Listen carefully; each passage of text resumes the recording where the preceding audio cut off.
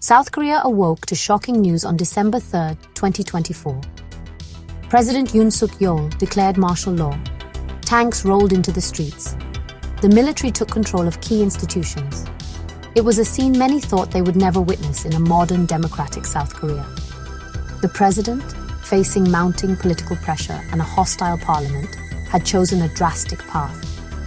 He claimed it was necessary to quell anti-state forces and protect the nation from national ruin. The declaration sent shockwaves through South Korean society. It immediately sparked protests and demonstrations. People took to the streets waving flags and chanting slogans against the president. They saw the move as a blatant power grab, an attempt to stifle dissent and consolidate his authority. Fear and uncertainty gripped the nation. The future of South Korea's hard-won democracy hung precariously in the balance. The declaration of martial law was not entirely unexpected. Tensions had been simmering for months between President Yoon and the opposition-controlled parliament. The president's approval ratings had plummeted. He faced accusations of authoritarianism and abuse of power. Yet few anticipated he would resort to such an extreme measure. The world watched with bated breath as this dramatic story unfolded in South Korea.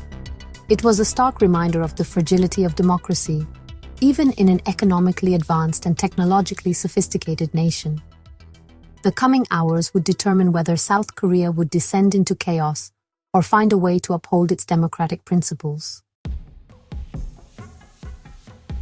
President Yoon Yeol, a former prosecutor known for his tough stance on law and order, had staked his presidency on this gamble. He argued that the opposition, led by the Democratic Party, was riddled with pro-North Korean sympathizers. He accused them of undermining national security and obstructing his government's agenda.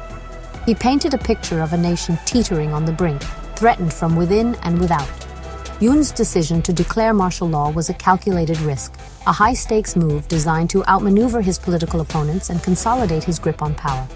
He likely anticipated pushback, both domestically and internationally, but he seemed willing to weather the storm, convinced that his actions were necessary to save the nation from ruin. However, the president may have miscalculated the resolve of the South Korean people. He underestimated their deep-seated commitment to democratic values and their willingness to defend them. He failed to anticipate the swift and decisive response of the National Assembly, which wasted no time in challenging his authority. The president's actions revealed a deep-seated paranoia within his administration, a belief that enemies lurked around every corner, threatening to undermine his rule. This siege mentality, fueled by a toxic combination of political ambition and ideological rigidity, had driven South Korea to the precipice. The opposition was quick to denounce the declaration of martial law as a coup d'etat and a direct attack on democracy. They accused President Yoon of trampling on the constitution and attempting to establish a dictatorship. They vowed to fight back, using all legal means at their disposal to restore constitutional order. Leading the charge was National Assembly Speaker Woo Won-sik, a seasoned politician known for his calm demeanor and unwavering commitment to democratic principles. He called the president's actions invalid and unacceptable.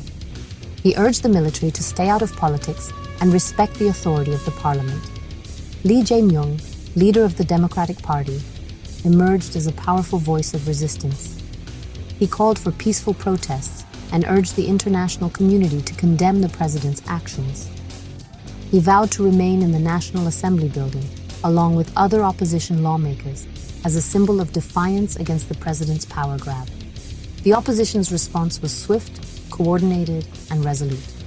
They understood the gravity of the situation and the need to present a united front against the president's authoritarian overreach. They rallied the people to their cause, tapping into the deep wellspring of democratic sentiment that ran through South Korean society.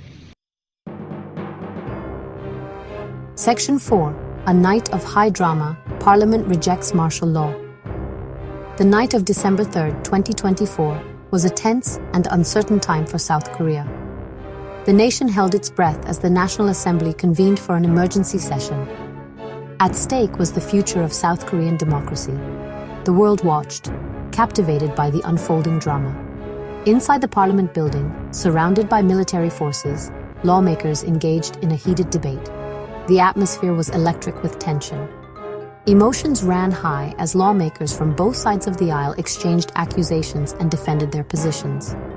Opposition lawmakers passionately argued that the president's actions were unconstitutional and represented a grave threat to South Korean democracy.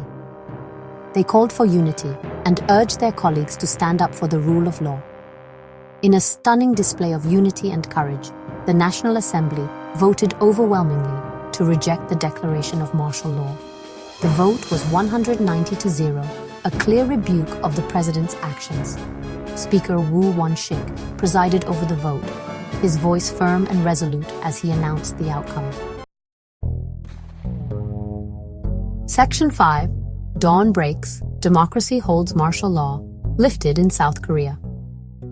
As dawn broke on December 4, 2024, a sense of relief swept over South Korea. The National Assembly's rejection of martial law was a victory for democracy, a testament to the resilience of South Korea's democratic institutions. The country had stepped back from the brink. President Yoon, facing overwhelming opposition and mounting pressure from the international community, had little choice but to back down. In the early hours of the morning, he reluctantly signed an order lifting martial law. The military withdrew from the streets, and life slowly began to return to normal. The crisis, though short-lived, left an indelible mark on South Korean society. It served as a stark reminder of the fragility of democracy and the constant need to safeguard it from those who would seek to undermine it. The events of December 3rd and 4th, 2024, will be etched in South Korea's collective memory as a time when the nation's commitment to democracy was put to the test and prevailed.